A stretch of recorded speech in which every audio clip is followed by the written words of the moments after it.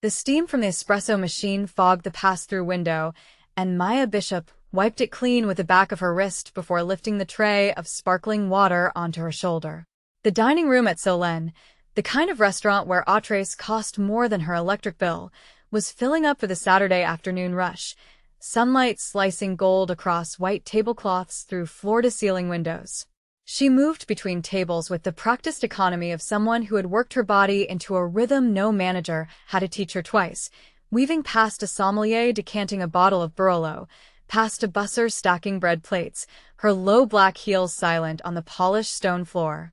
She was 25, built soft and solid through the hips and thighs in a way the tailored black uniform did nothing to hide and nothing to apologize for, her braids pinned into a low twist at the nape of her neck, her name tag reading Maya in small brushed silver letters. She had been on her feet since 11 that morning, and her lower back ached in that dull, familiar way that told her there were still 6 hours left in the shift. She did not think about the ache. She thought about Table 11's wine pairing and Table 6's dairy allergy and the fact that the private dining room at the back of the restaurant had just filled with 6 men in dark suits who had arrived without reservations and been seated anyway, which meant somebody upstairs had made a call. She noticed him the way she noticed weather changing before it arrived, a pressure shift in the room, a stillness that moved ahead of him like a current.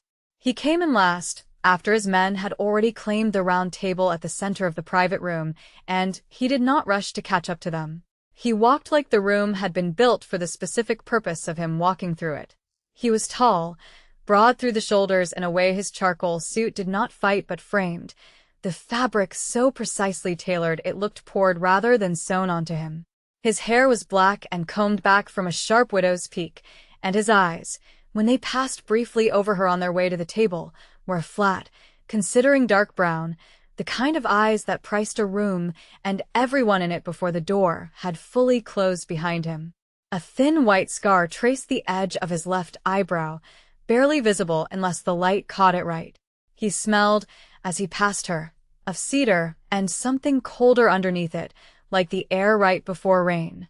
His name, she would learn within the hour, was Minjun Cho, and the 5 men seated around him were partners in an import-export business that everyone in the restaurant industry knew, without ever saying it aloud, meant something else entirely.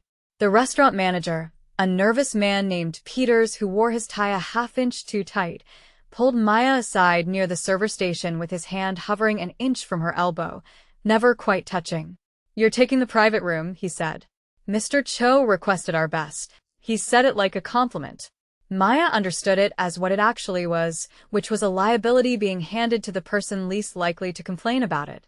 She walked into the private dining room with her pad already out, her professional smile already fixed in place, the one that had gotten her through 4 years of psychology classes waitressed between shifts and 11 months at Solen without a single complaint on her file. "Good afternoon, gentlemen," she said. "My name is Maya, and I'll be taking care of you today." One of the younger men, seated to Minjun's left, laughed under his breath and said something quick in Korean to the man beside him, something with an edge to it that made 2 others smirk into their water glasses. Maya's expression did not change.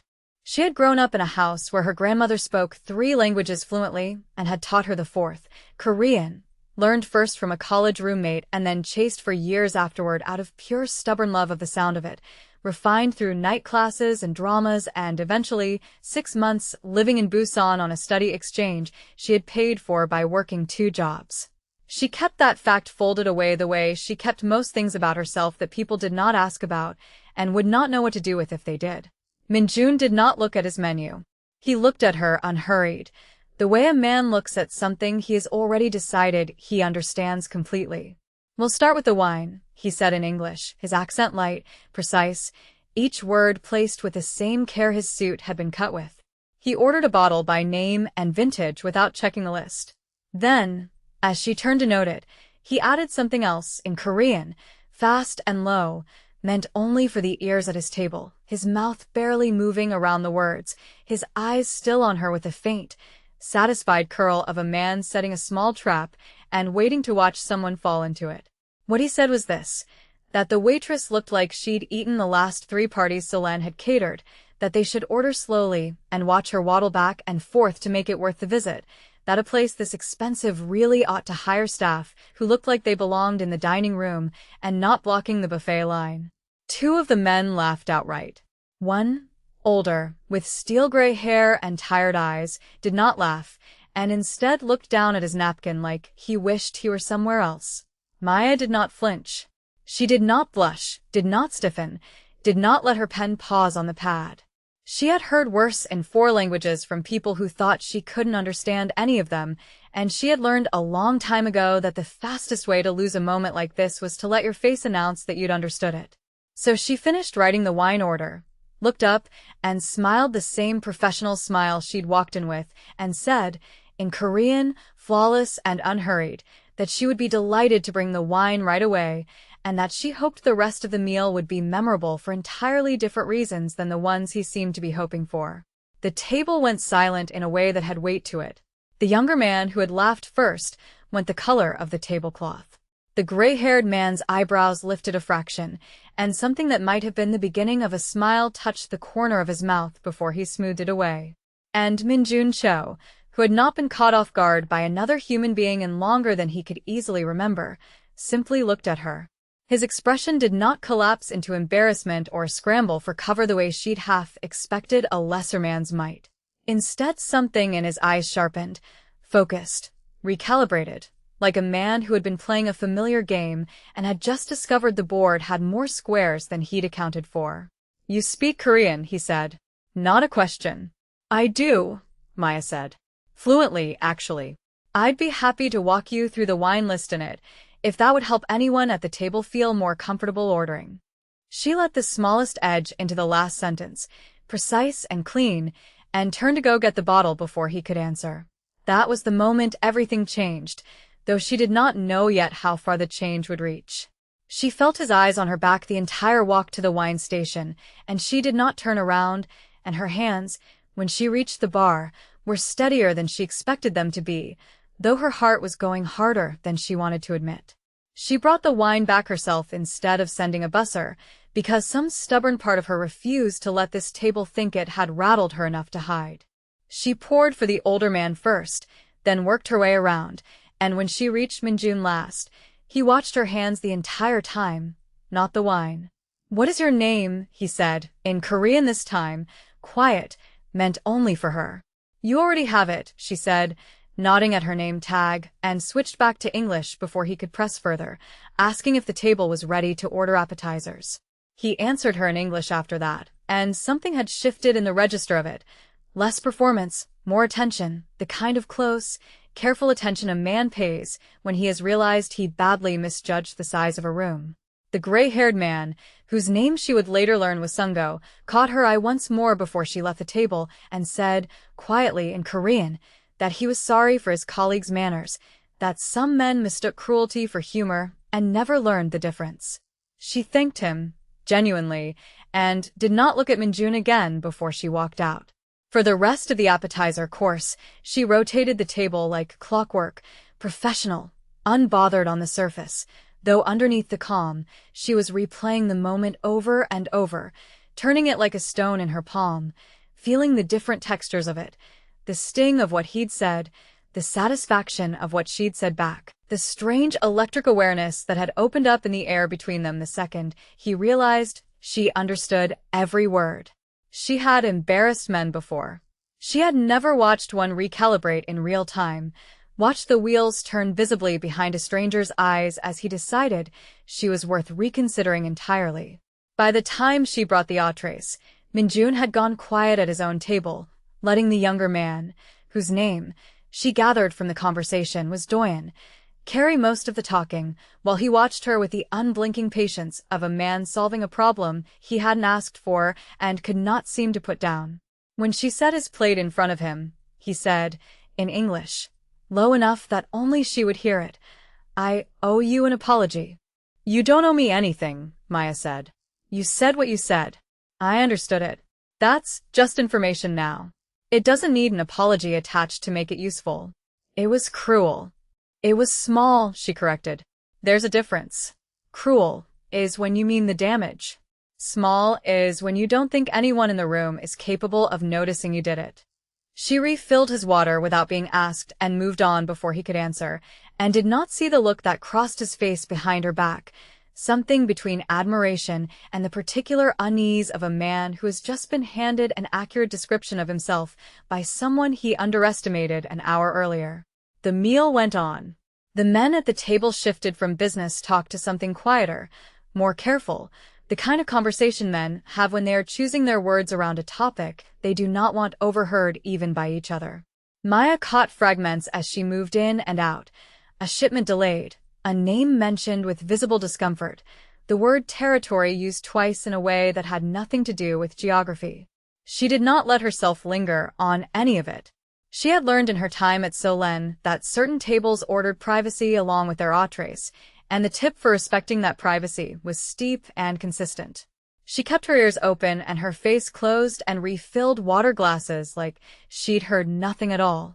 It was near the end of the meal, as she was clearing the appetizer plates, that the door to the private room opened without a knock, and a man Maya had never seen before stepped in fast, said something low and urgent to Doyen, who went pale and immediately leaned to relay it to Minjun.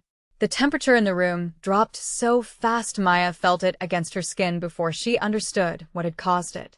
Minjun's face did not change in any way a stranger would have caught, but she was standing close enough now, had spent enough of the last hour reading the specific stillness of him, to see the shift happen, a subtle locking, like a door bolting from the inside. "Get her out," Minjun said in Korean to Sungo, tilting his head a fraction toward Maya. Now. Quietly. Sungo stood, and with a courtesy that did not match the sudden violence radiating from the rest of the table, guided Maya toward the door with a hand that did not quite touch her shoulder. "There is a situation," he said, in English this time, for her benefit. "You should go home. Now, quickly, out the front, not the kitchen. Do you understand?" "I understand there's a situation," Maya said, feeling her pulse climb. "I don't understand why the kitchen is the wrong way out." "Because the kitchen door faces the alley," Sungo said, "and the alley is where the trouble is coming from." He said it simply, without drama, the way a person states a fact they've had to state before, and something about the flatness of his voice frightened her more than shouting would have. She did not get the chance to leave through the front. The sound that came from the kitchen a moment later was not a crash exactly. It was sharper than that. Two flat cracks in quick succession that every person in the room recognized instantly and without needing to be told what they were. The private room erupted into motion. Someone grabbed the tablecloth and yanked it, sending glasses shattering. Someone else was already at the far wall pulling a panel loose to reveal a second exit Maya had not known existed, and in the chaos of bodies moving, Minjun crossed the room in 3 strides and put himself between Maya and the main door, one arm coming up and back, not touching her, but positioned, deliberate, a wall made of a man. "Down," he said, and this time it was not a suggestion. She went down behind an overturned table, her heart slamming so hard she could feel it in her teeth, and he came down beside her, close enough that she could feel the heat off him through his suit, close enough to smell that same cedar and cold air scent from earlier, except now it was tangled with adrenaline, something sharper underneath it. More shots came from the kitchen, closer this time, and a man's voice shouted something in Korean that made Minjun's jaw go tight. A name, a warning, a location. She couldn't parse it fast enough through the ringing in her ears. "Stay low," he said, his hand finally landing on her shoulder, firm, grounding, not gentle exactly but not rough either, the touch of someone accustomed to giving instructions in emergencies and having them obeyed without argument. "Whatever happens, do not stand up until I tell you." "Who is shooting at you?"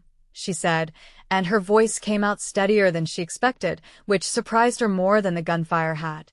"Someone who should not know I was here today," he said. "Which means someone at this table told them." His eyes cut briefly toward the men crouched at the far side of the room, and something in his expression went cold and final in a way that had nothing to do with her. The exchange lasted less than 90 seconds, though it stretched in Maya's memory into something much longer. The crash of a service cart being overturned by one of Minjun's men to use as cover, Doyen's ragged breathing beside the wall panel, the particular silence that fell after the last shot, thick and waiting, before a voice from the kitchen called an all-clear in Korean, and the tension in the room broke all at once, like a held breath finally released. Minjun did not move away from her immediately. For one long second he stayed crouched beside her, his hand still on her shoulder, and when he finally looked at her his eyes had a different quality than they'd had over the wine. Something stripped down, more honest, the performance of the polished businessman burned off by adrenaline and replaced with something rawer. "Are you hurt?" he said. "No," she said. "Are you?" The question seemed to catch him off guard. Nobody asked him that. She understood suddenly, watching the flicker of surprise cross his face before he smoothed it away. Nobody in his world stopped to check if he was hurt. They checked if he was angry, if he needed something handled, if there would be consequences. She had asked instead if he was hurt, and it landed somewhere in him that she did not yet have a name for. "No," he said. "I'm not hurt." He stood, offering her his hand, and after a half-second of deciding, she took it, and he pulled her up with an ease that suggested her weight had never once factored into his calculation of how much effort it would take. The restaurant emptied into chaos and management, and, eventually, two quiet men in suits that Maya understood without being told were not actual police, though they carried themselves with the same clipped authority. She gave a statement to nobody in particular, mostly to Peters, who kept repeating that this had never happened at Solen before, as though the sentence itself could undo it. Minjun's men swept the kitchen and the alley and confirmed, in low voices she was not meant to hear, that whoever had fired the shots was gone, that it had been a warning and not a serious attempt, that the message had clearly been the point rather than the kill. Sungo found her near the server station afterward, where she stood with her hands still faintly shaking around a cup of water she had not asked anyone for. "You handled that well," he said. "Better than most people who have not seen that kind of thing before." "I don't know if handled is the word," Maya said. "I mostly just did what he told me to do." "That is handling it well," Sungo said, and something in the way he said it made her think he had watched plenty of people fail to do even that much. Minjun approached a few minutes later, his tie loosened, a faint smear of dust on his jacket sleeve from the floor, and he studied her for a long moment before he spoke. "I would like to apologize properly," he said. "Not for what happened just now. For what I said before. It was small, as you called it. I would like the chance to be less small." "You don't have to prove anything to me," Maya said. "I'm a waitress. Tomorrow I go back to being someone whose name you probably won't remember." "I will remember your name," he said, and there was nothing charming in the way he said it. No flirtation, only a flat certainty that unsettled her more than any line could have. "Maya Bishop. 25. You worked in Busan for 6 months on an exchange program, which is where your Korean stopped being classroom Korean and became something real." He said it like he had read it off a page, and the look on his face when hers went sharp with alarm told her he understood exactly how it sounded. "How do you know that?" she said. "Because after you spoke to me in Korean at that table, I had someone confirm who you were within 10 minutes, he said. "I do not apologize to strangers without knowing who I am apologizing to. That is not an insult. In my world it is a form of respect. I wanted to know you before I spoke to you again." He paused. "I recognize that from where you're standing, it may look like something else. It looks like you had me investigated over a bad joke," she said. "It was more than a bad joke by the time the shooting started," he said, and something almost like humor moved through his voice, dry and unexpected. "You survived an assassination attempt in my company on the same day. I insulted you in a language I did not think you spoke. I felt some background was owed." Despite herself, despite the ache still radiating up through her knees from crouching on the floor, despite the entire absurd shape of the last 2 hours, Maya felt the corner of her mouth twitch. "That's the strangest justification for a background check I've ever heard." "I am aware," he said. "I would still like the chance to properly apologize." "Dinner." "Somewhere you choose, not somewhere I choose, so you are not walking into another room full of my associates." He said it plainly, without pressure, and something about the plainness of it, the absence of performance, made her hesitate instead of refusing outright the way every instinct she'd built over a lifetime told her to. "People just shot at you an hour ago," she said. "That doesn't happen to normal men who apologize over dinner." "No," he agreed. It does not. He did not elaborate, did not soften it, did not pretend to be something other than what the afternoon had already shown her he was. That honesty, more than any charm he might have used instead, was what kept her from walking away. She did not say yes that day. She gave him nothing but a long look and the observation that she needed to finish her shift, and she went back to work with her hands steady and her mind anything but. But 3 days later, when a car she had not called for was waiting outside her apartment at the hour she usually left for her second job tutoring high schoolers in Spanish, and the driver rolled down the window to say only that Mr. Cho had asked if she might have 20 minutes before her shift, she found herself walking toward the car instead of past it. What followed over the next several weeks unfolded slower than either of them expected. Minjun did not push. He sent no flowers, made no declarations, offered no version of himself designed to overwhelm her into agreement. Instead, in increments so careful they were nearly invisible, he let her see pieces of the man behind the stillness, that he read poetry in 3 languages and had never told anyone at his table that fact because it embarrassed him, that the scar above his eyebrow came from a fight when he was 19, defending a woman named Ariam who had been the only person in his early life who loved him without expecting anything from the loving, and who had been killed 8 years later because someone wanted to send him a message, through her rather than to him directly, that he had built his stillness the way other men built armor, one plate at a time. After the day, he understood that showing feeling in his world was the same as showing an exposed artery. Maya, in turn, found herself telling him things she had not told anyone in years, that she had wanted once to be a therapist, and had switched to hospitality management after her mother's illness ate through the family's savings and made graduate school an impossibility she couldn't justify pursuing, that she had learned Korean initially just to keep up with a roommate she'd loved like a sister, and kept learning it long after, because something about the shape of the language had felt like home in a way nothing else quite had, that she had spent most of her adult life being underestimated by people who looked at her body before they looked at anything else about her, and that she had built a version of herself sharp enough that the underestimating stopped mattering as much as it used to, though it never stopped entirely. The danger did not go away simply because the two of them had begun, carefully, to matter to each other.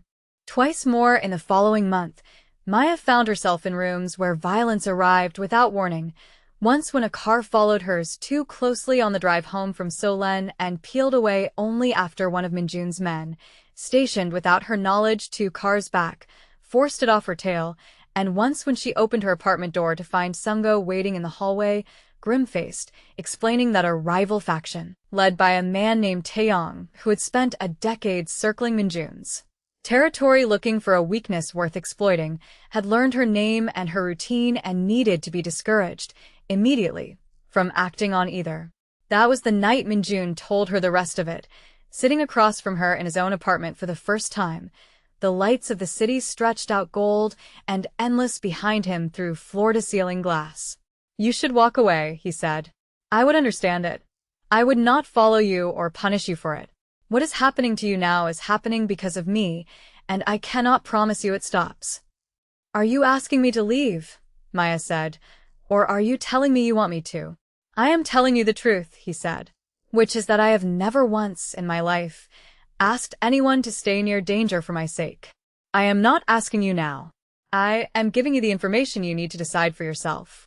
He looked at her, and something in his face had gone unguarded in a way she had watched happen slowly over weeks and had still not fully believed until this exact moment. "I would rather you leave and be safe than stay and be in danger because you felt sorry for me." "I don't feel sorry for you," Maya said. "I've never once felt sorry for you. I feel something else entirely, and it terrifies me a lot more than Taeyong does." She said it plainly, the way he had taught her, without performance, without softening the edges. "I told myself for weeks that staying near you is curiosity. Maybe survival instinct, wanting to understand a dangerous situation well enough to control it. I was lying to myself. I know that now." Something moved through his face then that she had never seen on him before. Not the careful stillness of the boardroom, not the controlled violence of the private dining room, but something almost undone, almost young. You are the first person in longer than I can measure who has looked at what I am and chosen to stay anyway, not because you did not understand the cost, but because you understood it completely and decided it was worth paying. His voice, usually so measured, roughened at the edges. I do not know what to do with that. I've spent my whole life making sure nothing could be used against me. You are already something that could be used against me, and I let it happen anyway. She crossed the space between them and kissed him first, deliberately, with the full weight of a decision she had been circling for weeks and was finally ready to make, and he kissed her back like a man who had been holding his breath since the day she answered him in his own language and changed the shape of everything that came after. Taeyang's move, when it finally came for her directly, exactly as Minjun had feared. She was leaving her tutoring job on a Thursday evening when two men intercepted her at the mouth of the parking garage, quick and businesslike, the kind of men who had done this precise maneuver before and expected it to go smoothly. But Maya had spent a month learning, without ever asking to be taught, the particular geography of danger, where to plant her weight, how to read the half-second before a hand reaches for you, how to make herself heavier and harder to move than her attackers expected, using the very body that men like Taeyang's soldiers assumed would make her easy to handle. She drove her elbow into the nearest man's throat hard enough to buy herself 3 seconds, used those 3 seconds to get her back against the concrete pillar so nobody could come at her from behind, and was still standing, breathing hard but upright, bruised but unbroken, when Minjun's men arrived 4 minutes later, alerted by the tracker in her phone that he had asked her to carry weeks earlier and that she had, that morning, finally agreed to keep on her without complaint.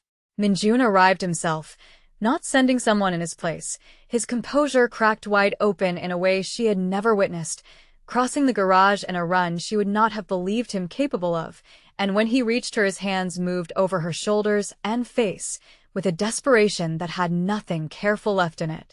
"You're all right," he said, over and over, more to convince himself than to ask her. "You're all right." "I'm all right," she said, and put her hand flat against his chest, feeling his heart slamming beneath it. "I fought back, Minjun. I didn't wait for you."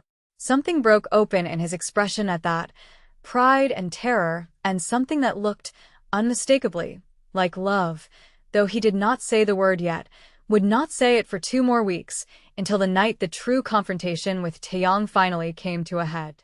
That confrontation happened in a warehouse near the harbor, arranged not by Minjun's choosing but by Taeyang's, a meeting demanded under the pretense of settling territory that both men understood, walking in, was actually about settling Maya. Minjun had wanted her nowhere near it. Maya had refused to be left in an apartment somewhere waiting for news like a woman in a story who existed only to be rescued or mourned. She went, not armed, not trained in violence the way the men around her were, but sharp-eyed and fast-thinking in ways that mattered just as much, and when Taeyang's plan revealed itself, a second team positioned to come at Minjun from the loading dock while the front conversation held his attention, it was Maya who saw the shift in light through the high windows a half-second before anyone else did, who shouted the warning that turned Minjun half a step in time to avoid the shot meant for his back, who grabbed a length of pipe from beside a stacked pallet and swung it hard enough into the knee of the man closing on her that he went down screaming, buying the room the exact 3 seconds Sungo needed to put himself between Taeyang and the rest of the fight. It ended, in the end, not with more violence than necessary but with Taeyang on his knees on the concrete floor, disarmed, his own men scattered or subdued, Minjun standing over him with a stillness colder and more absolute than Maya had ever seen in him, the kind of stillness that did not need to raise its voice to make its point. "You came for someone who has nothing to do with our business," Minjun said, in English, deliberately, so there could be no ambiguity for anyone listening about the terms of what came next. "That was your mistake, and it will be the last one you make in my territory." Taeyang was not killed that night. Minjun's discipline held even in the fury of it, and the resolution came instead in the form of terms Taeyang's own men would enforce against him afterward, a humiliation and a stripping of power that would echo through the organization for years, more devastating in its own way than a bullet would have been. Afterward, in the quiet that followed, Standing amid the wreckage of a warehouse and the adrenaline still roaring through both their bodies, Minjun turned to Maya and looked at her the way he had never let himself look at anyone, without armor, without calculation, entirely undone. "You are not something that happened to me by accident," he said. "I have known that for weeks, and I did not have the courage to say it, because saying it means admitting that I need you in a way I have never let myself need anyone since Ariam. You are not a liability. You are not a mistake. You are the only thing in this life I have ever wanted to protect and be protected by in equal measure, and I am done pretending that terrifies me less than it means everything."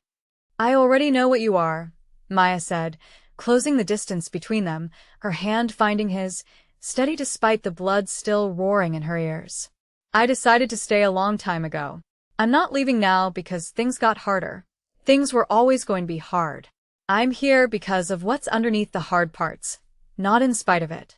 He kissed her then, in the cold of the warehouse with the smell of concrete and gun oil still hanging in the air, and it did not feel like the closing of a fairy tale. It felt like the beginning of something two people had built with their own hands, deliberately, dangerously, and without illusions about what it would cost either of them going forward. Months later, Maya still worked at Solen some days, not because she needed to, but because she had built a life there worth keeping pieces of, and because she refused to let anyone's money erase the parts of herself she'd built before it arrived. She still spoke Korean fluently, still caught small things people said around her that they assumed she couldn't understand, and she used that quiet advantage, now not to survive humiliation but to protect the life she had chosen. Minjun still ran an empire built on stillness and precision, but there was a warmth in him now that Sungo, watching from across rooms, said he had not seen since long before Ariam, a warmth that did not soften the danger of him so much as give it a reason worth guarding. Their story did not end with a wedding or a grand declaration shouted from a rooftop. It ended and continued in the quiet certainty of two people who had chosen each other with full knowledge of the cost, and who kept choosing each other every single day after, deliberately, the way the most dangerous and most honest kinds of love are always chosen. If this story pulled you in, make sure to like this video and subscribe to the channel so you never miss the next one, and drop a comment letting us know what you'd have said back if you were in Maya's shoes. Your support helps this channel keep telling these stories, so thank you for watching, and we'll see you in the next one.